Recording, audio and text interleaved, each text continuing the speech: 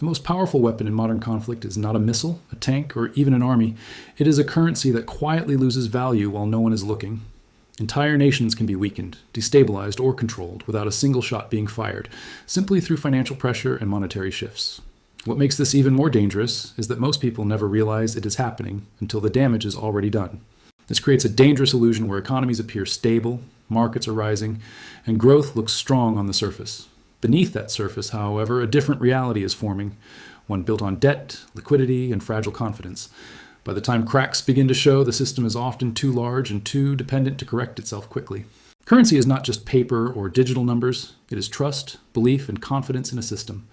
When that trust is strong, economies thrive and expand, but when it weakens, the entire structure begins to collapse. This is why currency is not just an economic tool, but a strategic weapon that shapes global power.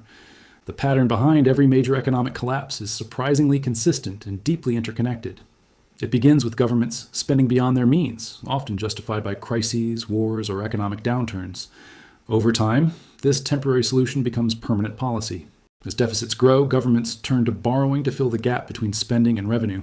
Debt accumulates slowly at first, then accelerates as reliance on borrowing increases.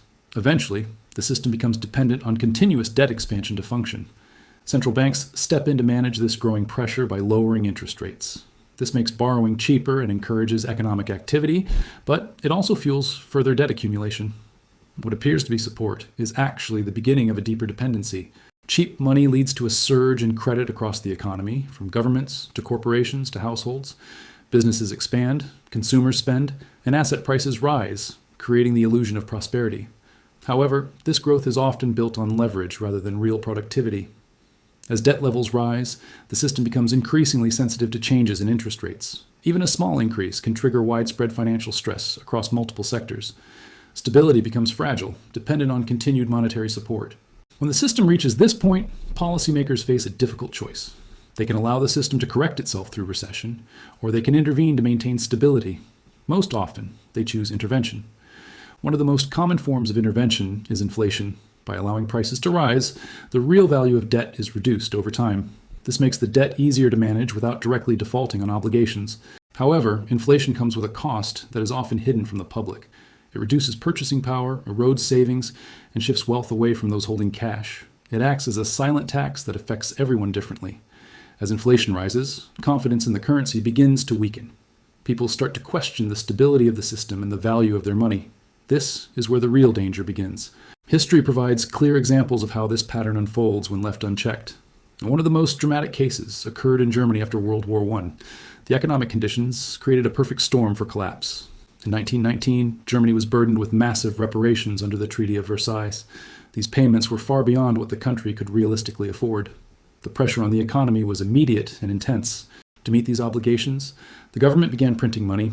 Initially, this seemed like a practical solution to an impossible problem, but it quickly spiraled out of control. By 1922, inflation was rising rapidly across the country. Prices were increasing faster than wages, and everyday life became more difficult. The value of money was beginning to erode. In 1923, Germany entered a period of hyperinflation that became one of the most extreme in history. The currency collapsed at an astonishing speed. What had value one day became worthless the next. At the peak of the crisis, prices doubled every few days. Workers were paid multiple times a day just to keep up with rising costs. Money lost its function as a store of value. People carried wheelbarrows of cash to buy basic goods. Savings that had taken years to build disappeared almost instantly. The middle class was effectively wiped out. This was not just an economic crisis. It was a social collapse. Trust in institutions disappeared, and instability spread across society. The consequences lasted for decades. The root cause of this collapse was not simply money printing. It was the combination of unsustainable debt, policy decisions, and a complete loss of confidence. Once trust was gone, the system could not recover easily. This pattern repeated itself in different forms across the world. In the 1980s, Latin America faced a severe debt crisis that followed a similar trajectory. The scale and context were different, but the mechanism was the same. Countries like Argentina, Brazil, and Mexico borrowed heavily during periods of global liquidity. Much of this debt was denominated in foreign currencies, particularly the US dollar. This created additional vulnerability. When global interest rates rose, the cost of servicing this debt increased dramatically. At the same time, local currencies began to weaken. The pressure on these economies intensified. In 1982, Mexico defaulted on its external debt, triggering a regional crisis. Investors lost confidence and began pulling capital out of Latin America. This accelerated the collapse. Governments responded by printing money to cover deficits and maintain spending. Inflation surged to extreme levels in several countries. Economic stability disappeared. Argentina experienced hyperinflation in 1989 with rates exceeding 3,000%. The currency lost value so quickly that normal economic activity became impossible. People rushed to spend money before it lost worth. Capital flight became widespread as investors moved money to safer markets. This weakened domestic currencies even further. The cycle became self-reinforcing. International institutions stepped in with financial assistance programs. However, these programs required strict economic reforms and austerity measures. Recovery came at a significant cost. Austerity reduced government spending but also slowed economic growth. This created social unrest and political instability. The economic crisis had far-reaching consequences. Another example emerged in Asia during the 1997 financial crisis. Rapid economic growth had attracted large amounts of foreign capital. This created a fragile financial structure. Many Asian economies maintained fixed exchange rates tied to the US dollar. This gave investors confidence but masked underlying risks. The system appeared stable but was highly vulnerable. When investor sentiment changed, capital began to flow out rapidly. Currency pegs came under pressure as governments struggled to maintain them. The system began to crack. Thailand was forced to abandon its currency peg in July 1997. The Thai baht collapsed, triggering a wave of financial instability. Panic spread across the region. Indonesia, South Korea, and Malaysia were heavily affected by the crisis. Their currencies depreciated sharply, increasing the cost of foreign debt. Financial stress intensified. Corporations that had borrowed in dollars suddenly faced much higher repayment costs.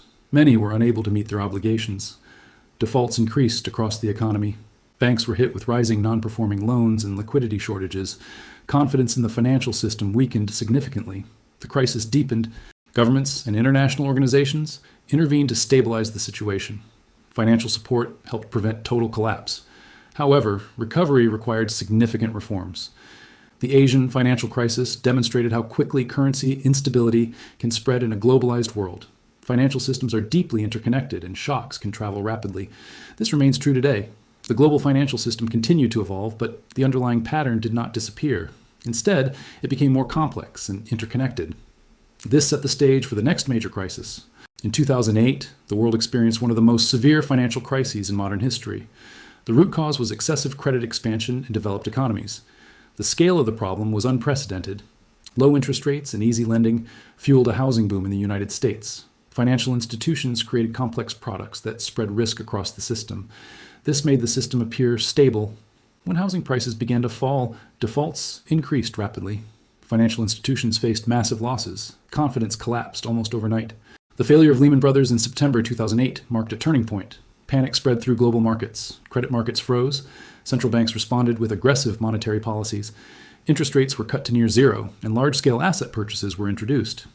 This injected liquidity into the system. Governments also increased spending to support their economies. This led to a significant rise in public debt. Borrowing became a central tool of recovery. These measures stabilized the system in the short term. However, they also increased long-term risks by expanding debt levels. The cycle continued on a larger scale. Today, global debt has reached record levels, exceeding $300 trillion. This includes government, corporate, and household debt. The system is more leveraged than ever before. For years, low interest rates allowed the system to function. Borrowing remained affordable, and growth continued. Risks were largely ignored. The COVID-19 pandemic accelerated these trends dramatically. Governments introduced massive fiscal stimulus programs. Central banks supported them by expanding the money supply. By 2021 and 2022, inflation began to rise sharply across the world. Supply chain disruptions added to the pressure. Prices increased at the fastest pace in decades. In the United States, inflation exceeded 9% in June 2022. This forced central banks to change course. Interest rates began to rise. Higher interest rates increased borrowing costs across the global economy. This exposed weaknesses in highly leveraged systems. Financial stress began to build again. The US dollar strengthened significantly during this period. This created additional pressure on emerging markets. Dollar-denominated debt became more expensive to service. Countries with weaker currencies faced growing challenges. Exchange rate movements amplified financial stress, and the cycle of debt and currency pressure reappeared. Currency has become one of the most powerful tools in global competition. It influences trade, investment, and geopolitical relationships. Control over currency systems shapes global power. The US dollar remains the dominant reserve currency. It is used in most international transactions. This gives the United States significant influence. However, this dominance also creates global dependencies. Changes in U.S. monetary policy affect economies worldwide. The system is interconnected. Some countries are now seeking alternatives to reduce reliance on the dollar. This includes trading in local currencies and developing digital systems. The financial landscape may evolve. Historically, reserve currency transitions take decades to unfold. The shift from the British pound to the US dollar was gradual. It reflected broader economic changes. Today's system shows signs of potential transition, but change is slow. The existing structure remains dominant. However, underlying pressures continue to build. If current trends persist, global debt levels will remain high. This limits the ability of governments to respond to future crises. Policy options become constrained. Policymakers may face difficult choices between inflation and austerity. Both options carry significant consequences. Neither provides an easy solution. Inflation reduces the real value of debt, but weakens purchasing power. Austerity stabilizes finances, but slows economic growth. The balance is difficult to achieve. Currency volatility may increase as these pressures grow. Exchange rates could become more unstable. Financial markets may face repeated disruptions. Banking systems will need to adapt to a more uncertain environment. Risk management will become increasingly important. Stability cannot be taken for granted. Regulatory frameworks may evolve to address these risks. Governments will attempt to manage instability. However, systemic cycles are difficult to eliminate. The underlying pattern remains unchanged across history. Debt leads to pressure, which leads to currency stress. This cycle continues to repeat. Understanding this pattern is critical for navigating the modern economy. It provides insight into how systems behave under stress. Knowledge becomes a strategic advantage. Currency is ultimately a reflection of trust in a system. When trust is strong, economies function smoothly. When it weakens, instability follows. Modern economies are more interconnected than ever before. This increases both opportunity and risk. Financial shocks can spread quickly across borders. Currency movements can influence global outcomes without direct conflict. This is the essence of financial power in the modern world. It operates quietly but effectively. The idea that currency can act as a weapon is not theoretical. It is supported by historical evidence and modern policy. Its impact is real and measurable. Technology and globalization have amplified the reach of financial systems. Markets react instantly to new information. This increases volatility. Short-term solutions often create long-term consequences. This pattern is visible across every major crisis. History consistently confirms it. The cycle of debt, inflation, and currency stress continues to evolve. Each iteration becomes more complex, but the core mechanism remains the same. Recognizing this pattern allows for better understanding of global events. It reveals connections that are not immediately visible. It provides clarity. The future of the financial system remains uncertain but not unpredictable. The underlying forces are well understood. Outcomes follow patterns. Currency will continue to shape global power dynamics. Its influence extends beyond economics into geopolitics. It defines modern conflict. Those who understand how currency works are better prepared for change. They can anticipate the shifts and manage risk. Awareness becomes protection. In the end, the nature of modern war has changed. It is no longer fought only with weapons and armies. It is fought through systems, influence, and control over money. And in this new form of conflict, the most powerful weapon is the one most people never see coming: the slow, silent transformation of currency itself.